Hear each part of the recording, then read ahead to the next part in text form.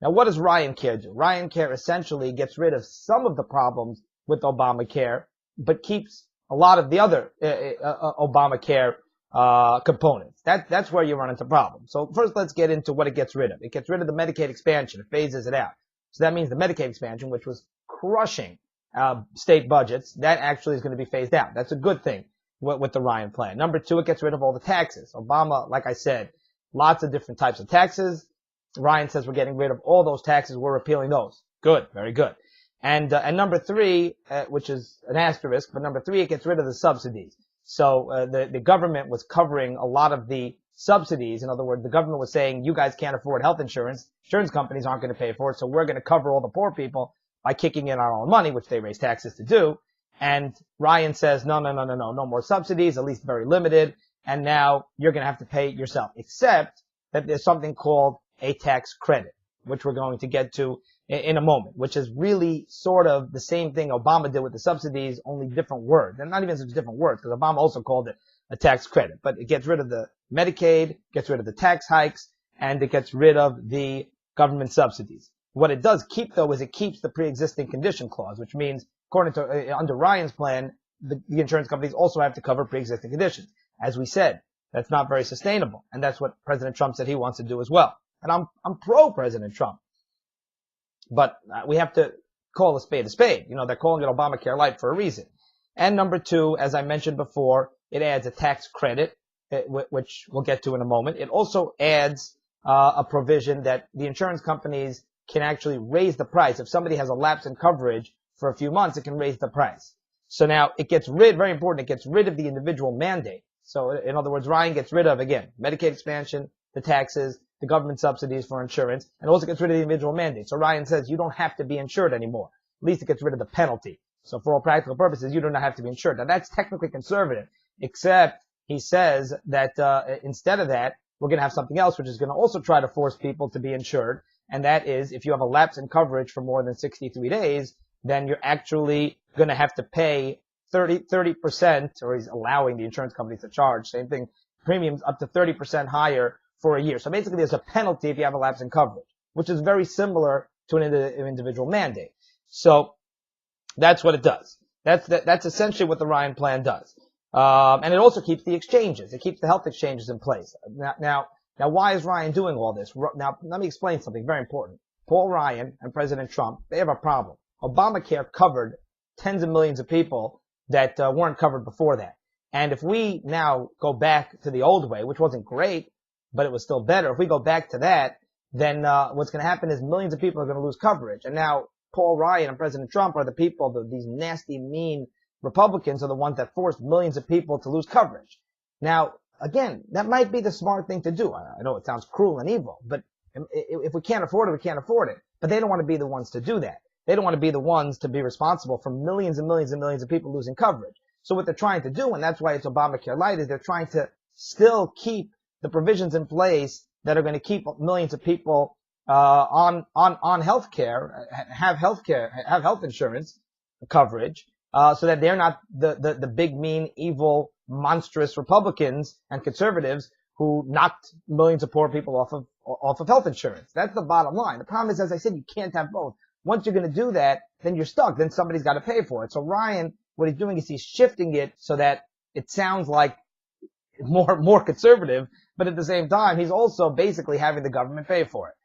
And that's Rand Paul's problem and the problem a lot of the conservatives in the Senate. So let me explain how Ryan, and again, you can't have it both ways. And that's what a lot of the Republicans are trying to do. So how's he doing it? He's doing what's called a tax credit. And what that means is he's giving a lot of people money in order to buy health insurance to try to keep them insured. Now he wants to keep them insured again to be able to pay for the poor people. And that's why he wants to keep the health exchanges too. And he also wants to keep them insured because of the pre-existing situation. Because if they're not insured, then pre-existing coverage is going to be a killer. So he needs to keep as many people as possible insured. So he's doing that by offering tax credits and also by penalizing them if you have a lapse in coverage more than 63 days, then we're going to charge you a lot more money. Now that's Obamacare Light, as Rand Paul says, because essentially the government is getting involved and essentially forcing people or encouraging people or paying people to be insured. Now here's the problem with the tax credit, and this is amazing. the tax credit gives people, whether they're young or old, different prices, but it's either $2,000 or $4,000 or more for bigger families. It gives people money. It's literally giving them cash to join a health insurance plan and to help them pay for coverage. Now that would be very nice. Now Paul Ryan says, now Rand Paul says that's an entitlement. The government is basically dishing out money to people to pay for their health care coverage. Just like what Obama did. And Paul Ryan says back, and I heard him say this on the Sean Hannity radio show. He says no, that's not an entitlement. It's a tax credit because we're giving people back their own money, their tax dollars. Paul Ryan's either a liar or misinformed because that's not true. And I'll prove it to you. They actually, and you can Google this, they actually are going to give this quote unquote tax credit to people who don't pay any taxes. They're going to, if somebody pays no income tax at all because they're in the lowest bracket, they are still going to get this $2,000 or $4,000 tax credit. How does that work? Okay, the answer is it's not really a tax credit. You're really giving people, that's going to be millions and millions of people. So in other words, you're basically, where's that money coming from? It's coming from the wealthier people who pay income tax, and you're giving it to the poor people. So essentially, that's what Obama did. We want to get poor people to pay for insurance, so we're going to give them incentives. We're going to say, here, we're paying $2,000 or $4,000 a year, or maybe $6,000 or more for families toward your health insurance. Well, guess what? That's not a tax credit because they're not paying any taxes. So that is that's an entitlement. That's a new entitlement. That's what Rand Paul means. Paul Ryan said, we're just giving back the tax. Now, that would be fine if you're only giving it to people for paying taxes, but that wouldn't accomplish what Rand Paul wants because he's trying to get the millions of poor people to join up. They're only going to do that if you pay them to do that, even though they're not paying any taxes. Hope I'm being clear. No, it's a little confusing, but this is the only place I have not found anybody who even comes close to explaining it in a clear way or covering all these things. So that's why Rand Paul calls it Obamacare Light. Number one, pre-existing coverage is guaranteed. Pre-existing condition guaranteed coverage, which is a killer because that means insurance companies are going to lose a ton of money and pass that on to us, and we're still going to pay these high premiums. And number two is that he gives out all this money in tax credits, which are really just an entitlement, which is similar to what Obama did to keep people insured. So what Ryan's doing right is he's getting rid of the Medicaid expansion. That'll save us a lot of money. He's getting rid of all the taxes. That'll save us a lot of money. But in terms of subsidies, he's just rewording it, but it's really the same subsidies, which is redistribution of wealth and giving money, our hard-earned tax dollars to poor people who aren't paying taxes to cover their insurance. Now, the people on the left are saying they don't like Ryan's plan either, which is why Ryan is caught in the middle here, hated by everybody on the right and the left, because they're saying, well, all the rich people, you're cutting tax on all the rich people, Paul Ryan. You're gonna stick it to the poor people. They're gonna lose coverage, but you're cutting taxes on for all the rich people. Now, that's just a silly and ridiculous argument. What's happening is he's getting rid of President Obama's taxes that he added with Obamacare. Obama taxed the pharmaceutical companies. He taxed insurance companies. Obama taxed a lot of different companies and a lot of the wealthy people to pay for Obamacare in the first place. That's a very liberal thing to do, and that's what he did.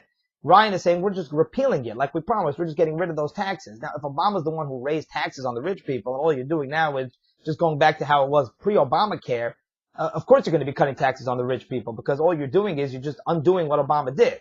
So it's very, very unfair to call that cutting taxes on the rich get a tax cut. No, you're not. All he's doing is undoing what Obama did. Now, Obama taxed the rich people, and Ryan's going back to how things were before. If Obama just decided, if Ryan just decided to do some new tax cut on the rich, then I'd understand the point. And by the way, it's not only a tax cut on the rich. It's a tax cut on companies, pharmaceutical companies, health insurance companies, other companies. These companies employ middle class people, poor people. They employ a lot of people. It benefits everybody when they cut taxes on these big companies.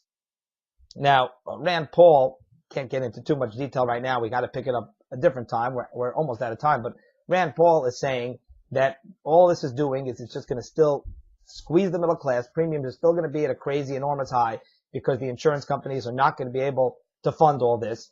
Tax dollars are still going to be going to pay for a lot of poor people's insurance, which means that the taxes are still going to be our problem somehow, and the middle class is still going to get squeezed.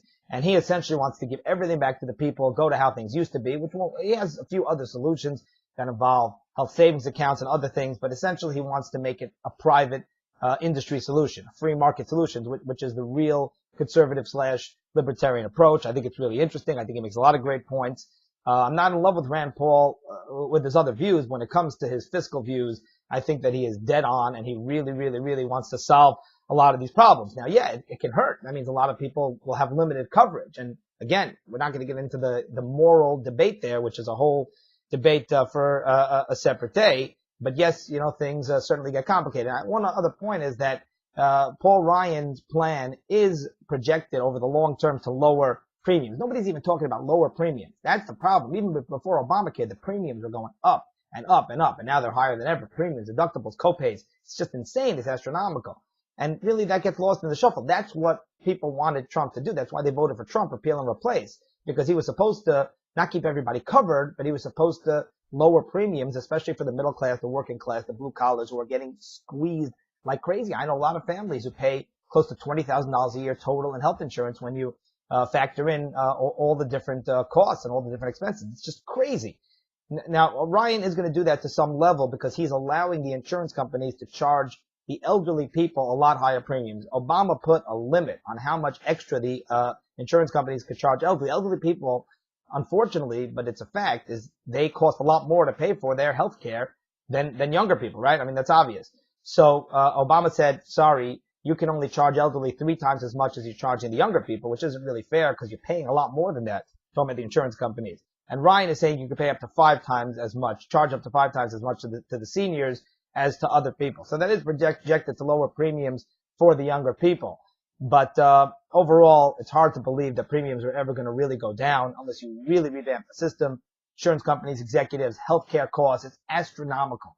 And that's really, I think, the biggest issue here, and nobody seems to be tackling it, which is how do you lower healthcare costs and how do you make it a cheaper process, and maybe you even have to lower the quality of healthcare for a lot of people. I know everyone's terrified to say that, but maybe if you can't afford expensive healthcare, maybe we shouldn't get it. That seems to be non-negotiable. Just opening up for debate. I know I'm going to get screamed at. I know some of you are going to just think that I'm this cruel, heartless person. I'm just here to point out all the options because I think that a lot of people are not realizing them. All right. Thanks for being here. Some exciting stuff coming up in the next few weeks, which I'm sure you'll stay tuned for on Matzav and on the JewishNewsChannel.com. See you next time.